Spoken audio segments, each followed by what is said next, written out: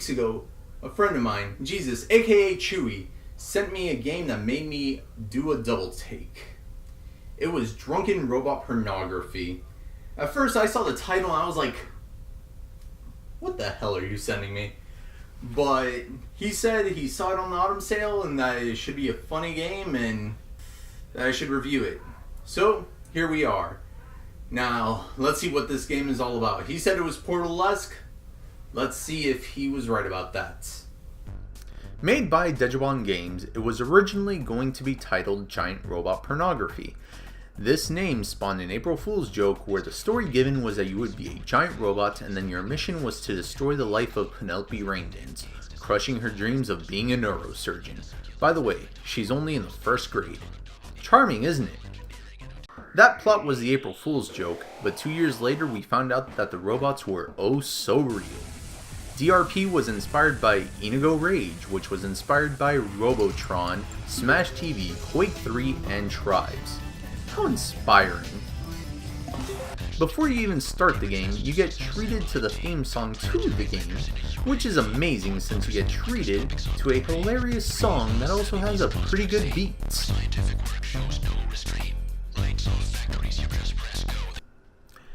You are Ruben Matsumoto and owned a bar until you decide to give Tim, your robot bartender, sentience. It turned out that Tim had more than a little bit of resentment towards you and goes berserk, wrecking your bar and taking your 12 robot employees and making them into his lieutenants.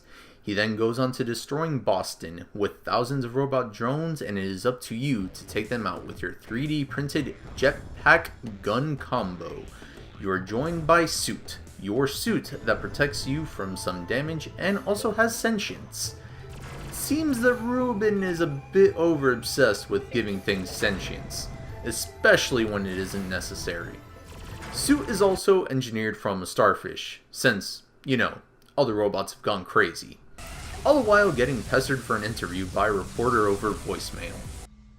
Mr. Matsumoto, Sully Gillette here with the Boston Sky Clarion. Your bar was torched to cinders and I want the scoop. My source on the force says it's a disgruntled former employee. Tell me, was it the bionic barmaid with a burgeoning beef?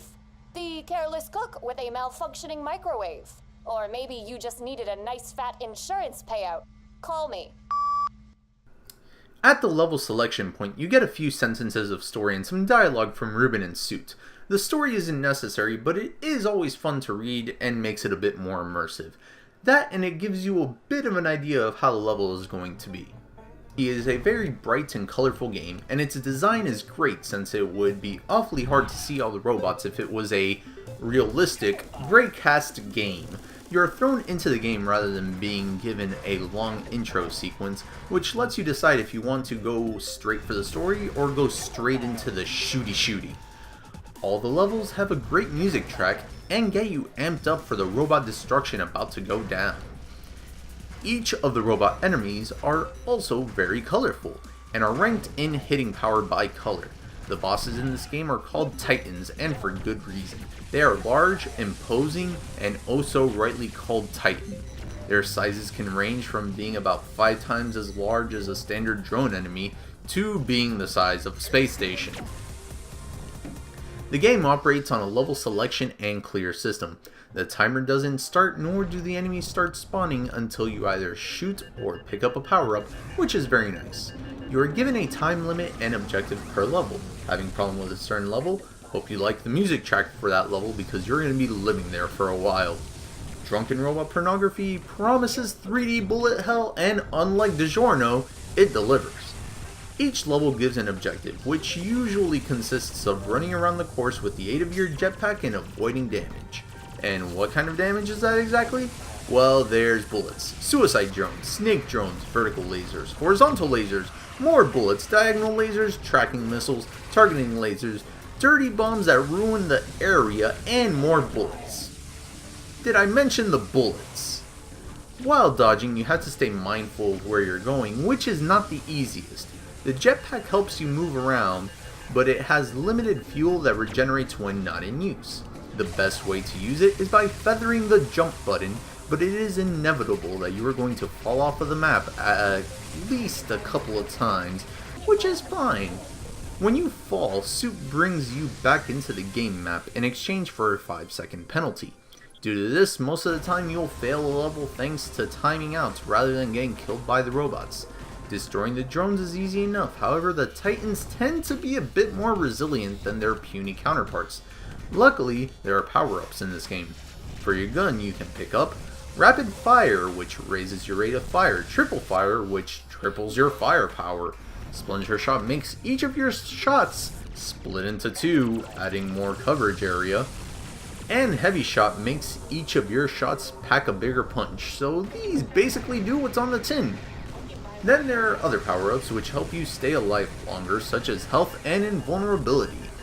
Decoy helps you lure and kill drones to another spot, and gives you a chance to get out of fire so you can get ready for another assault. Jet Boost gives you more fuel for your jetpack and makes it easier to get around the stage. And if you're lucky enough, you even get some of the big damage special weapons.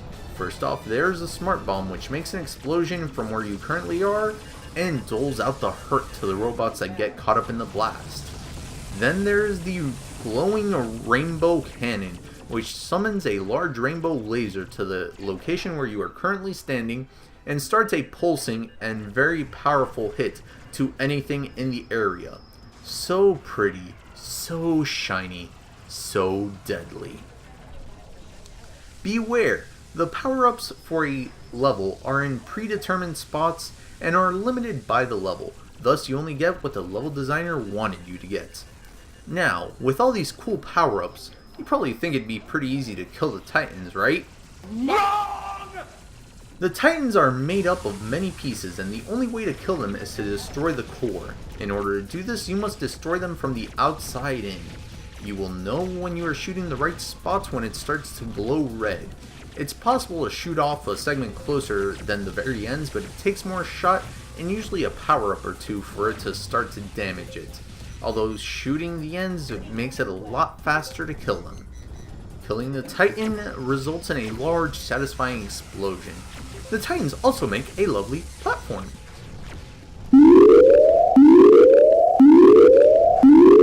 Remember your 12 robot employees from earlier? Tim gave them sentience and also turned them into his lieutenants. Time for a Drunken Robot Pageant! Mr. January, Sensual Joe Kinematics, Exotic Dancer, and Bar Masseur. Mr. February, Exoticus Maximus, Exotic Dancer and Restroom Thespian. Miss March, Zanzizi B, Exotic Dancer and Stand-Up Comic. Miss April, Kitty Osculateur, Exotic Dancer and Burlesque Performer. Mr. May, Jonathan Livingston Elliott, Exotic Dancer and Lounge Singer. Miss June, Splendira Ladyscan, Exotic Dancer and Handheld Inventory Control Scanner. Miss July, Lucrezia Cyborgia, Exotic Dancer and Maintenance Bot. Mr. August, Felonious Junk, Exotic Dancer and Bar Pickpocket.